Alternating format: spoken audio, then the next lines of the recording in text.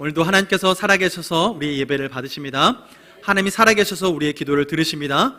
하나님이 살아계시기에 우리의 기도와 말씀, 예배 가운데에 응답하여 주십니다. 오늘도 우리가 이 믿음 가지고 나아가기에 소망이 있습니다. 하나님께서 우리에게 이 소망 가지고 나아가는 모든 사람들을 붙들어 주십니다. 오늘 사도행전 말씀을 통해서 하나님의 마음에 합한 성령의 사람이란 제목으로 은혜를 나누기 원합니다. 여러분 결혼 하신 분도 계시고 또 결혼을 바라는 분도 있습니다. 청년 때의 가장 핫 이슈가 취업 아니면 결혼인데요. 결혼 생각을 하면 여러분 과거를 한번 돌이켜 보세요. 결혼을 원하는 분들, 배우자상을 어떤 상을 가지고 계셨습니까? 그리고 배우자상을 어떤 배우자상을 가지고 계십니까? 옆에 있는 분이 혹시 그런 상상과 맞는 그 배우자 맞으십니까? 어떠십니까? 우리 흔히들 보면 우리 여성분들이 남자 배우자를 찾을 때 여러 가지 조건들을 세우죠. 주님 180 이상은 되게 해주십시오. 키 180 이상의 좀 재력도 있어서 좀 대기업에 취업하고 있는 사람을 주님 내게 붙여주십시오. 기도하고 또 바라는 것들이 있잖아요. 하나님 자상했으면 좋겠습니다. 저한테 따뜻한 마음을 가지고 제가 차를 타려고 하면 문을 먼저 열어줄 수 있고 내가 타면 문을 닫아주는 그런 좀 좋은 사람이었으면 좋겠습니다 라는 제목을 가지고 그렇게 간구하고 이상향을 기다리곤 합니다. 남성분들은요, 네, 첫째, 주님 아름다운 여인을 저에게 붙여주십시오. 둘째, 아름다운 여인을 제게 붙여주십시오. 셋째, 아름다운 여인을 제게 붙여주십시오. 그래서 하나님 앞에 그렇게 간구하면서 기도를 해요. 그런데 보세요. 좌우를 살펴보면 내가 상상했던 그 사람 맞나 싶은데, 여러분 우리가 그렇게 바라면서 기대하는 사람을 이렇게 배우자로 찾고 그리고 비슷한 사람을 찾아서 결혼을 하는데요, 살다 보니 내가 앞서서 기준을 삼았던 그 모든 것들이 그렇게 유용한가 싶을 때가 있습니다. 부부싸움을 하고 나면요, 키가 180되는 남편에게 저기 높은 찬장에 있는 그릇 좀 하나 꺼내달라고 얘기를 해도요, 키가 크고 손이 닿아도요 꺼내지 않습니다. 그런데 키가 작아도요 마음이 딱 맞는 배우자는요 서로 마음 맞춰서 의자를 놓고서라도 올라가서 꺼내줍니다. 무슨 차이예요? 아무리 조건을 갖추고 있어도요 마음이 맞지 않으면 행복하지 않고, 마음이 맞지 않으면 결혼생활이 결혼생활처럼 즐겁지 않은 거죠.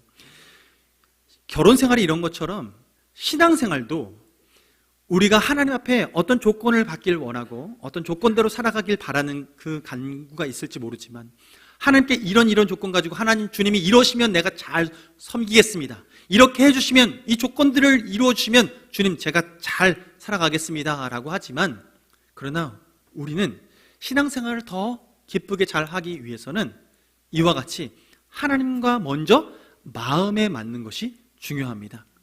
오늘 본문 말씀 보면 제목이 하나님의 마음에 합한 성령의 사람 얘기하잖아요. 근데 옛날 성경에는 하나님의 마음에 합한 사람이라고 하고, 지금 우리가 바꾼 성경에는 하나님의 마음에 맞는 사람이라고 하는데, 22절 말씀 보면 이런 말씀이 있죠. 다윗을 왕으로 세우시고 증언하여 이르시되 내가 이새의 아들 다윗을 만나니 내 마음에 맞는 사람이라, 옛 성경엔 합한 사람이라 이렇게 말하고 있습니다. 그래서 내 뜻을 다 이루리라 이렇게 말씀하세요. 오늘 성경 말씀에 보면 지금 하나님의 마음에 맞는 사람, 합한 사람, 그 사람을 다윗으로 지칭을 합니다. 하나님께서 일하시는 방법은, 하나님의 뜻을 이루어 가시는 방법은 하나님께서 전능하신 능력으로 꽝꽝 천지를 창조하듯이 모든 것을 딱 하고 새롭게 모든 것을 만들어 가시는 거, 내 뜻과 나랑 상관없이 하나님께서 그렇게 툭툭 일을 벌여 나가시면 좋은데, 하나님의 일하시는 방법은 지금 이 시대에는 하나님의 사람을 통해서 일하십니다. 하나님의 사람을 통해서 일하시는데 어떤 사람을 통해서 일하시느냐? 하나님의 마음에 합한 사람, 하나님의 마음에 맞는 사람을 통해서 일하십니다. 22절 끝에 후반절에 보면 내 마음에 맞는 사람이라 하고 뒤에 뭐라고 해요? 내 뜻을 다 이루리라 말씀하세요. 하나님께서 내 뜻을 다 이루리라 라고 했을 때 누굴 통해서요? 다윗을 통해서 그것을 다 이룬대요. 마음에 합한 사람을 통해서, 마음에 맞는 사람을 통해서 내 뜻을 다 이룬다고 말씀하시는 거예요. 여러분, 하나님은 그렇게 마음 맞는 사람을 찾고 계세요. 하나님의 마음 맞는 사람을 찾고 계시는데 이것이 어디까지 이어가길 원하시냐면 그 마음에 맞는 사람을 통해서 하나님 뜻을 다 이루시는데 그 다 이루시는 정점이 뭐냐면 바로 예수 그리스도입니다. 23절 말씀 보시겠어요? 23절 말씀 보면 하나님이 약속하신 대로 이 사람의 후손에서 이스라엘을 위하여 구주를 세우셨으니 곧 예수라. 하나님께서 마음에 맞는 그 다윗을 통해서 하나님의 일을 이루시는데 다 이루시는데 다윗의 마음에 소원을 가진 것, 내가 그것도 이루어줄게 해서 한 나라가 이루어지게 되는 것, 이것도 하나님께서 이루시는 방법인데 그 하나님이 그 뜻을 다 이루시는 다에 포함되는 마지막 정점이 바로 이 땅 가운데 다윗의 후손을 통해서 예수 그리스도를 이 땅에 보내주신 것입니다. 우리의 구원자로 이 땅에 보내주신 것입니다. 우리를 위해 대신 죽게 하기 위해서 이 땅에 보내주신 것입니다. 우리를 위해 다시 부활하셔서 우리가 다시 생명을 얻어서 살아갈 수 있도록 예수님을 이 땅에 보내주신 것입니다. 이것이 하나님이 하나님의 뜻에 맞는 사람을 통해서 이 땅에 하나님의 뜻을 완전하게 이루시는 방법인 것이고 하나님이 이루시는 일인 거예요. 하나님은 우리가 그것을 이루어가길 원하시고 하나님께서는 그것을 보라고 말씀하시는 거죠. 여러분, 그래서 우리는 이것이 하나님이 일하시는 방식임을 기억해야 돼요. 인류의 역사를 보면 하나님께서 천지를 창조하시고 여섯째 날 사람을 만드십니다. 아담을 지으시고 아담을 통해서 하와를 지으시죠. 지으시고 나서 그들에게 동산, 에덴 동산에 있는 모든 나무의 열매를 먹을 수 있도록 허락해 주십니다. 아담이 그리고 하와가 이 모든 것을 누릴 수 있도록 하나님께서 허락해 주신 거예요. 하나님께서는요, 지금 이렇게 첫 창조를 이루시고 난 다음에 하나님 무엇을 바라셨냐면 하나님의 뜻에 맞는 사람인가 아닌가를 구별하여서 하나님 뜻에 맞는 사람들이 하나님이 만들어 놓으신 이 모든 것을 누릴 수 있도록 허락해 주셨어요. 즉 에덴 동산에서 가운데 중앙에 어떤 나무를 심어 놓으셨냐면 선악을 알게 하는 나무, 그것을 심어 놓고 그 열매가 맺힐 때 하나님이 말씀하시죠. 그 동산 중앙에 있는 나무 열매 먹지 말아라 라고 얘기를 하십니다. 먹으면 정령 죽으리라. 죽기 때문에 먹지 말라고 얘기를 하셨어요. 하나님이 하라는 것이 있었고 하나님께서 하지 말라는 것이 있는데 하나님께서 지금 이것을 허락하신 이유는 뭐냐면 우리가 하나님 뜻에 합한 사람인지를 우리가 분명히 하나님 앞에 검증받고 살아가는 거예요. 하나님께서는 그 하나님의 마음에 맞는 사람, 하나님의 마음에 합한 사람을 통해서 하나님의 일들을 이루어 가시려고 하나님께서는 이 룰을 만들어 놓으셨죠. 그래서 그때에 하나님께서 동산 중앙에 있는 그 나무의 열매 먹지 마라고 얘기하셨고 다른 건 다 먹어도 돼라고 얘기를 하셨을 때 아담과 하와는 하나님 앞에 어떻게 반응을 했냐면 뱀의 유혹에 따라서 먹고 말았어요. 하지 말라고 하는 부분에서 하게 됐어요. 즉 하나님의 뜻에 어긋난 거예요. 하나님 뜻에 어긋나는 그 상황을 통해서 하나님께서는 결국 그것이 죄라고 말씀하시고 에덴 동산에서 그들을 쫓아내시죠.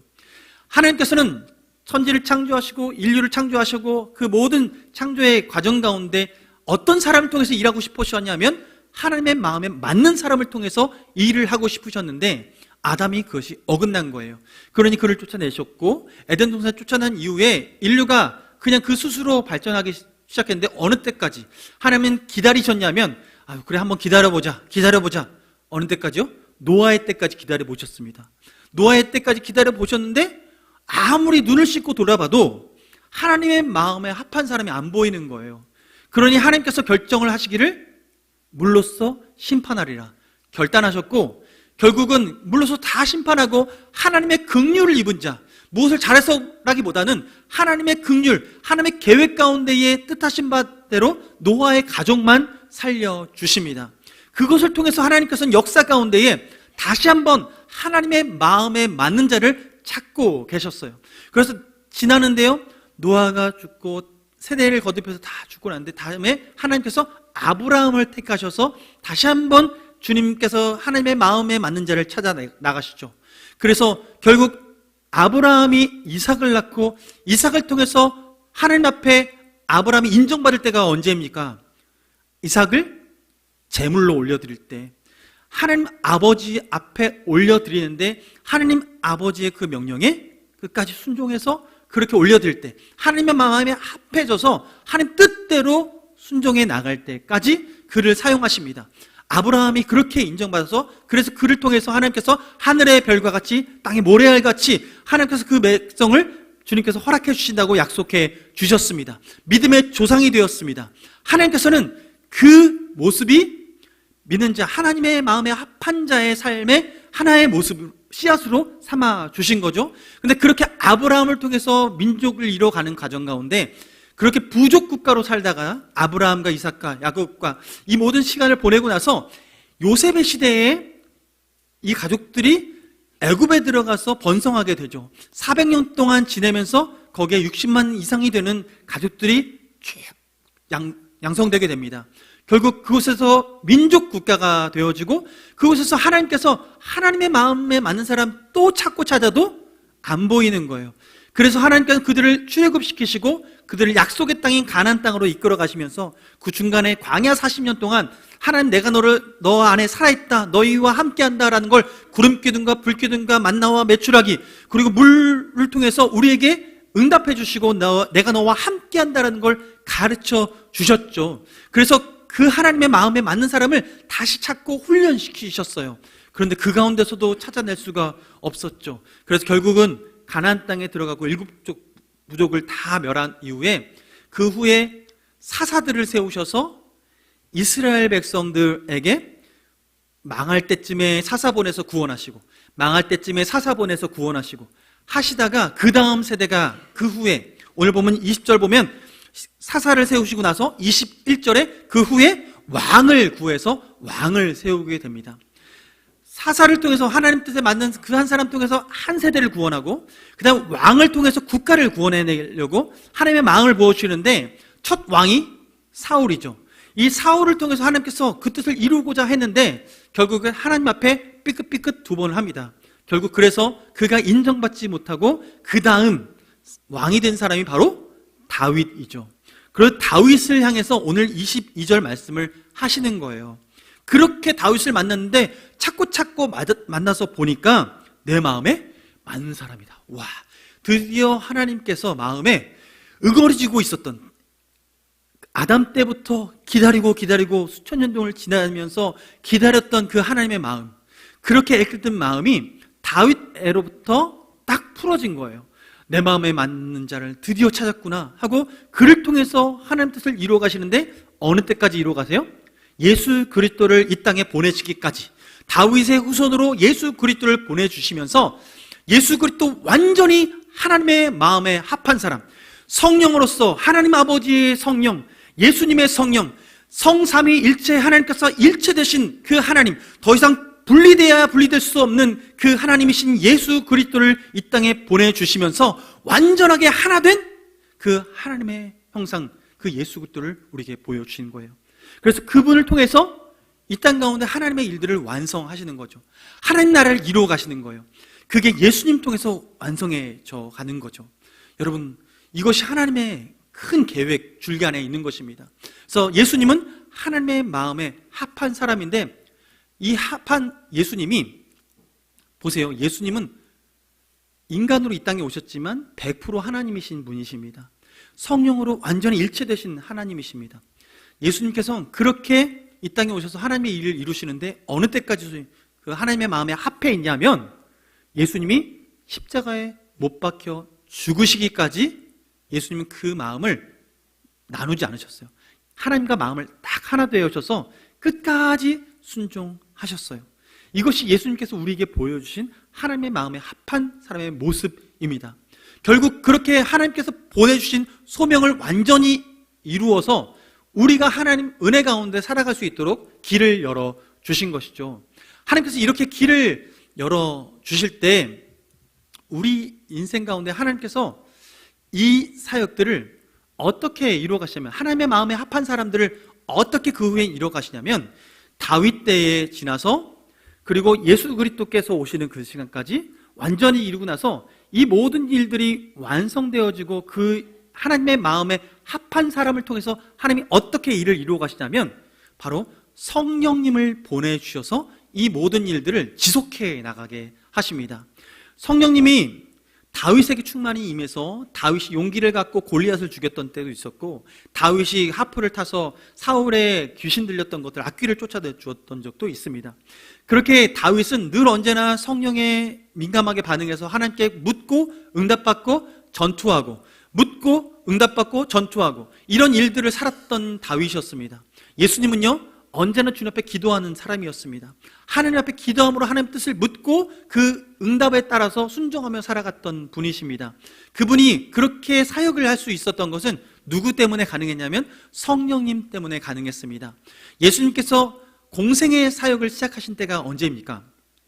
어느 때를 기점으로 공생애를 살기 시작했냐면 세례 요한에게 세례를 받으시고 나서 그 후부터 공생의 삶을 시작했는데, 그때 사인이 무엇이었냐면 예수님이 물에 푹 들어갔다가 쑥 나오실 때 하늘에서 비둘기같이 성령이 예수님 머리 위로 싹 임하는 것을 보게 합니다.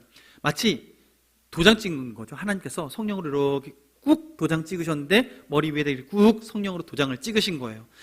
하나님께서 이는 내 사랑하는 아들이요 하고 음성도 들려주면서 말과 함께 도장을 꾹 찍으시면서 예수님이 성령의 사람이다 라는 것을 말씀해 주셨습니다. 그래서 그 후부터 예수님은 공생의 삶을 살기 시작하는 거예요. 성령을 통해서 사인을 받고 난 다음에 예수님은 성령 충만한 상태로 사역을 하기 시작하는 거예요. 그 후에 보세요. 예수님의 제자들이 언제부터 사역을 시작했죠? 오순절날 마가의 다락방에서 기도하는 가운데 성령이 불꽃같이 제자들의 머리에 임하면서 그들이 성령이 말하게 하심에 따라 말하기 시작했고 하나님의 크신 일을 선포하기 시작했습니다. 제자들의 삶이 제자로서의 삶으로 살아갈 수 있었던 것은 바로 성령님이 임하심으로 말미암아 그 일들이 시작된 거예요. 하나님의 마음을 알기 시작했고 하나님의 마음을 따라 기도하고 순종하며 살아갈 수 있게 된 것이죠. 이 모든 일들이 성령으로 말미암아 되어진 일입니다. 성령님께서 그렇게 일을 해 나가세요. 그런데 예수님께서 죽으시고 부활하시고 승천하시기 전에 제자들에게 하나님이 이 땅에 나를 보내신 것처럼 나도 이제 너희를 세상 가운데 보내노라 하시면서, 그러고 나서 너희가 성령 받기까지 기다리라고 하신 거거든요. 그럼 우리를 세상 가운데 파송하실 때 하나님께서는 우리가 어떤 상태로 세상 가운데 나가길 원하시냐면 성령 받아서 하나님과 마음이 합한 상태로 세상 가운데 나아가기를 원하십니다. 주님께서는 우리가 신앙생활을 하면서 그렇게 하나님과 마음이 합하여져서 살아갈 때 진정 행복한 신앙생활을 할 수 있다라고 말씀을 하시는 거예요. 그렇게 하나님과 마음이 합한 사람에게 주어지는 복이 무엇일까? 솔로몬 기억하시죠? 다윗이 이렇게 하나님의 마음에 합하여서 하나님 뜻대로 하나님 나라를 이루어갔고 이스라엘을 일구어 갔는데 그 다음 세대를 솔로몬이 이어받았습니다. 솔로몬이 이어받고 즉위식을 한 이후에 하나님 앞에 일천번제를 드리면서 하나님 앞에 예배를 드리는데, 이때 하나님께서 솔로몬에게 꿈 가운데 임재하십니다. 근데 그 꿈 가운데 임하셨을 때 하나님이 물으세요. 뭐라고 물으시냐면 내가 내게 무엇을 줄꼬? 이렇게 물으세요. 내가 너에게 무엇을 줄꼬? 여러분에게 하나님이 지금 이 순간 내가 너에게 무엇을 줄꼬? 라고 물으시면 뭐라고 대답하시겠습니까? 졸린데요, 주님. 편하게 잠을 자게 해주십시오. 네, 주무셔도 괜찮습니다. 네, 그렇게 하나님 앞에 지금 간절한 소원을 아뢰라고 물으시는데 솔로몬이 대답을 합니다. 뭐라고 대답하냐면 열왕기상 3장 9절 말씀에 누가 주의 이 많은 백성을 재판할 수 있사오리까? 듣는 마음을 종에게 주사 주의 백성을 재판하여 선악을 분별하게 하옵소서, 이렇게 간구를 해요. 솔로몬의 간구의 핵심은 뭐냐면 하나님께서 나를 왕 삼아 주셨고 백성을 다스리도록 나에게 소명을 주셨는데 지금 주님께서 주신 이 소명을 감당하기 원합니다. 이 소명을 감당하기 위해서 내가 필요한 것이 있는데 사람들이 너무나 많은데 다들 재판받기를 원하고 뭔가 공평하게 재판받기를 원할 텐데 제가 그 사람들을 공평하게 해줘서 시끄럽지 않도록 그들의 마음이 평강에 거할 수 있도록 제가 그렇게 돕고 싶습니다. 그러기 위해서 제게 듣는 마음을 주십시오. 옛날 성경에는 지혜를 주십시오 라고 간구를 하죠. 지혜를 구했어요. 듣는 마음을 구했어요. 이유는 뭐예요? 백성을 잘 다스리고자, 하나님께서 주신 소명을 감당하고자, 그 목적에 맞게끔 하나님 앞에 간구를 했어요. 그랬더니 하나님께서 이 간구를 들으시고 어떤 마음으로 하나님께서 응답하셨냐면, 보세요. 11절 말씀에 하나님께서 이것을 응답하여 주시는데요, 주님께서 지혜롭고 총명한 마음을 주는데 11절에 그렇게 마음을 비추어서 주는 이유를 이렇게 말씀하세요. 이에 하나님이 그에게 이르시되 네가 이것을 구하도다. 자기를 위하여 장수하기를 구하지 아니하며 부도 구하지 아니하며 자기 원수의 생명을 멸하기도 구하지 아니하고 오직 송사를 듣고 분별하는 지혜를 구하였으니. 하나님이 지금 솔로몬의 응답을 딱 듣고 나니까 지금 솔로몬의 진심이 느껴지는 거예요. 솔로몬의 진심은요, 다른 것에 마음이 없어요. 오로지 하나님의 마음에 딱 합해서 주님께서 맡겨주신 이 백성들을 어떻게 하면 잘 돌볼 수 있을까? 어떻게 하면 잘 케어할 수 있을까? 이 마음 하나 가지고 그것을 잘 이룰 수 있는 능력, 지혜를 주십시오라고 간구한 거예요. 솔로몬은 지금 무엇을 구했냐면 먼저 그의 나라를 구한 것입니다.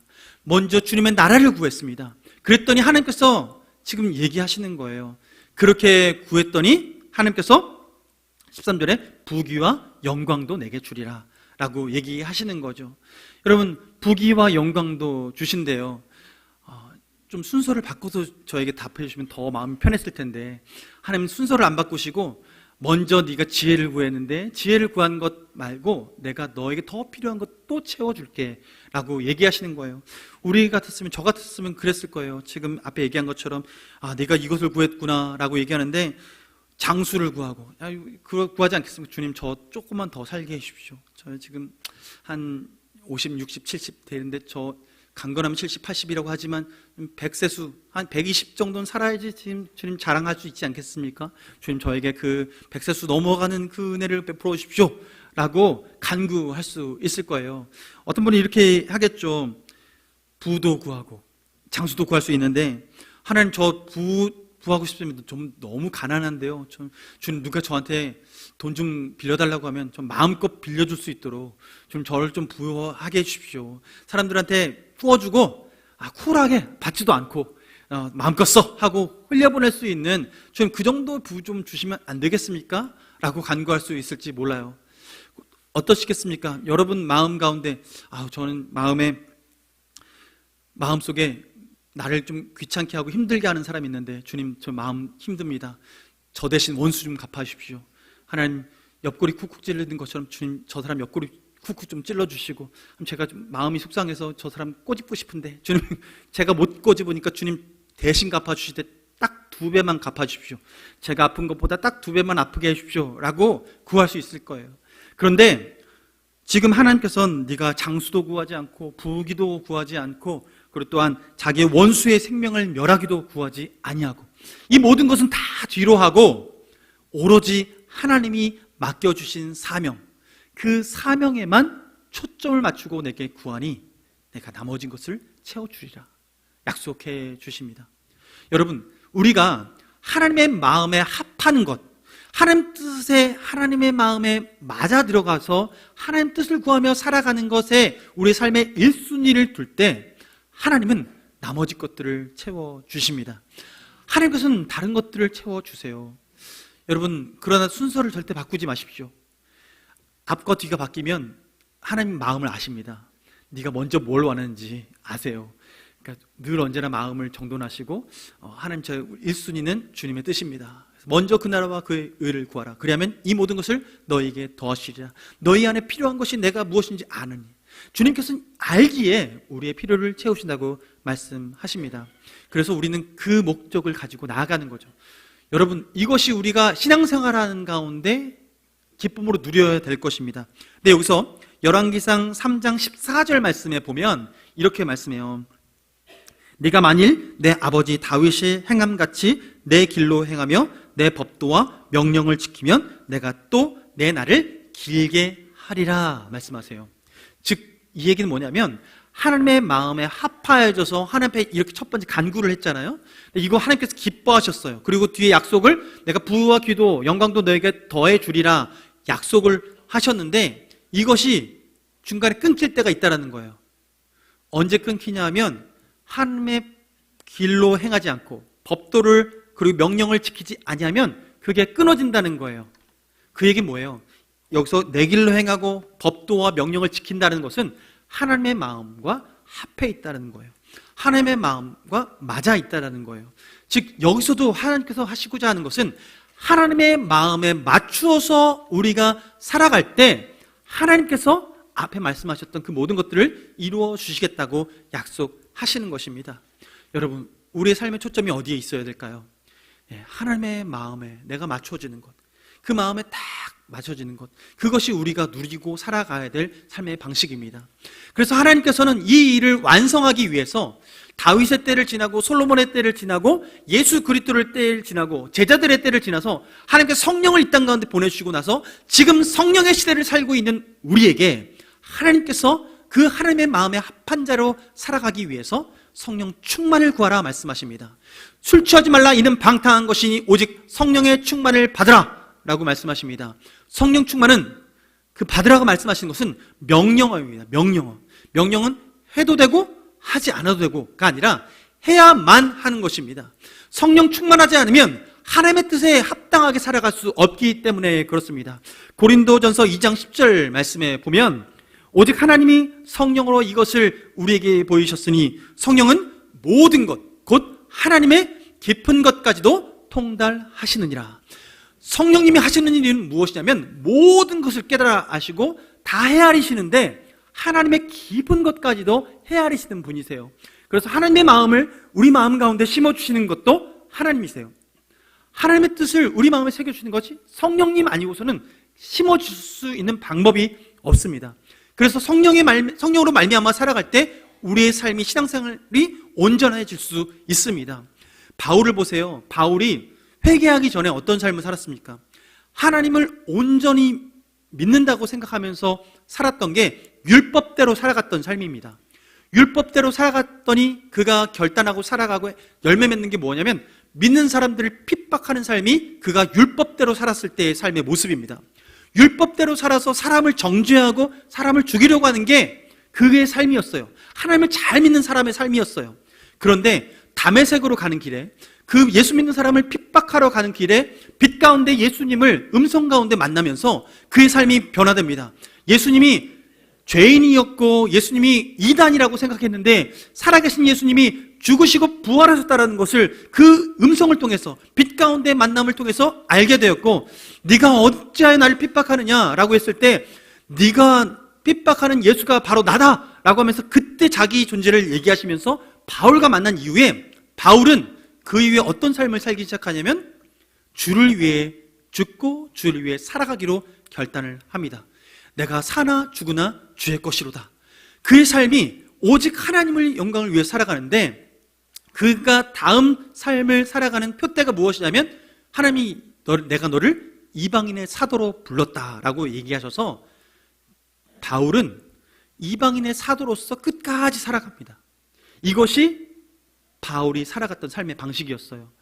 즉 하나님의 마음이 성령으로 말미암아 가슴에 딱 새겨진 이후에 그것을 절대 지우지 않았습니다. 그것이 성령으로 가슴 깊이 새겨졌을 때 그 뜻대로 끝까지 살아갈 수 있었습니다. 하나님은 우리가 오직 성령을 의지하여 성령의 사람으로 살아갈 때 이 모든 일들을 살아낼 수 있다라고 말씀하시는 거죠. 여러분, 우리의 삶은 일평생 이렇게 성령님을 의지하지 않고는 신앙생활을 할 수 없습니다. 우리가 신앙생활을 하면서 율법으로 살아갈 수 있습니다. 다른 사람들에게 그럴듯해 보이게 살아갈 수 있습니다. 그러나 율법으로 내가 뭔가 행위대로 살아가려고 하면 반드시 누군가를 정죄하는 눈이 커지고 누군가를 아프게 하는 눈이 커지게 돼요. 그런데 성령을 따라 섬기게 되면 살리는 삶을 살아갑니다. 영혼을 살리는 삶을 살아갑니다. 그래서 한 사람이 살아나고 한 교회가 살아날 수 있도록 섬기게 됩니다. 우리의 소명을 발견하게 됩니다. 소명을 따라 살아가는 기쁨을 누리게 됩니다. 하나님께서 나를 여기 왜 보내셨는가? 라는 질문을 가지고 그 응답에 맞게끔 살아가게 됩니다. 여러분, 우리 교회는 그 성령의 사람으로 가득 차길 원합니다. 하나님께서 이 땅 가운데에 이 자리에 오는 분들 한 분 한 분이 성령 안에 깨어나서 성령으로 말미암아 하나님 앞에 소명을 받고 하나님이 기뻐하시는 것이 무엇인지 하나님의 마음에 딱 일치가 되어서 하나님 뜻을 이루어가는 삶을 살기 원합니다. 그래서 제가 주구장창 말씀드리려고 했죠. 우리 교회에 이 자리에 앉는 분들은 마치 전구에 소켓이 콱 끼어져서 불이 반짝 들어오는 것처럼 눈이 열리고 귀가 열리고 입이 열리고 주님 마음을 열어줘서 성령이 말하게 하심을 따라 말하게 하시고 성령이 말하게 하심을 따라 말하니 영혼이 영혼을 낳고 영혼이 영혼을 낳다 보니 교회가 교회를 낳고 교회를 교회가 낳다 보니 이 땅 가운데 하나님 나라가 이루어지는 그 놀라운 역사가 우리 교회를 통해서 이루어지도 믿습니다. 하나님께서는 우리에게 그 소명을 주셔서 우리가 그 일들을 행하며 살아가는 것이죠. 우리 안에 다른 소원이 없습니다. 오직 주 안에서 그렇게 살다가 주님 부르시는 그날 우리가 주님 앞에 서게 될 때 주님께서 우리를 주님의 영광스러운 모습으로 변화시켜 주실 그날을 우리는 그냥 바라보고 나가는 것이죠. 여러분, 이 땅에서는요 부유할 때도 있고요 가난할 때도 있습니다. 이 땅에서는요 건강할 때도 있고요 아플 때도 있습니다. 우리 인생이 다 그렇게 살아갑니다. 그러나 하나님께서는 우리가 가난하다고 해서 버리지 아니하시고 우리가 연약하다고 해서 버리지 아니하시고 하나님 그 모든 상황 가운데 우리를 품으시고 오직 하나님의 마음에 합한 사람이라면 하나님께서 끝까지 붙드시고 예수 그리스도께서 이 땅 가운데 그 소명을 완전히 이루신 이후에 부활로서 영광에 참여하게 하셨던 것처럼 하나님은 우리를 그 부활의 영광에 참여시키고 하나님 뜻을 완전히 이룬 그 한 사람으로서의 그 영광에 참여시켜 주실 것입니다. 이것이 우리가 바라는 소망이고 우리가 보고 가야 될 표대입니다. 여러분, 함께 가길 원합니다. 그 길에 함께 가길 원합니다. 여러분, 눈을 보니 그렇게 할 거라는 믿음이 보입니다. 그 믿음을 지키고 나아갈 때 하나님께서 예비하신 은혜 주셔서 오늘뿐만 아니라 내일도 모레도 우리 2024년도가 그 주님의 역사로 가득 차는 우리 모두 되기를 주님의 이름으로 축원합니다. 우리 함께 찬양할 텐데요. 보소서 주님, 나의 마음 선한 것 없습니다. 그러나 내 모든 것 주님께 드립니다. 주님 뜻을 내게 부어주시고 주님 뜻을 이루어 주옵소서라는 찬양으로 나가도록 하겠습니다.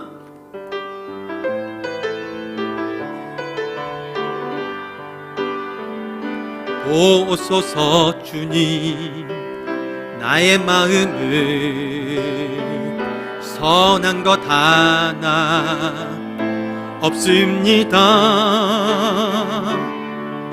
그러나 내 모든 것 주께 드립니다. 사랑으로 안으시고 날 새롭게 처음부터 보소서. 보소서 주님, 나의 마음을 선한 것 하나 없습니다. 그러나 내 모든 것 주께 드립니다. 사랑으로 안으시고 날 새롭게 하소서. 주님 마음 내게 주소서. 내 아버지 주님 마음 내게 주소서. 나를 향하신 주님의 뜻이 이루어지도록 주님 마음 내게. 우리 다시 일어나셔서 처음부터 찬양하겠습니다. 보소서 주님, 나의 마음을 선한 것 하나 없습니다. 그러나 내 모든 것 주께 드립니다. 사랑으로 안으시고 날 새롭게 하소서. 주님 마음 내게 주소서. 내 아버지 주님 마음 내게 주소서. 나를 향하신 주님의 뜻이 이루어지도록 주님 마음 내게 주님 마음 내게 주소서. 주님 마음 내게 주소서. 내 아버지 주님 마음 내게 주소서. 나를 향하신 주님의 뜻이 이루어지도록 주님 마음 내게 사랑을 가르치소서. 내게 사랑을 가르치소서. 당신의 마음으로 용서하게 하소서.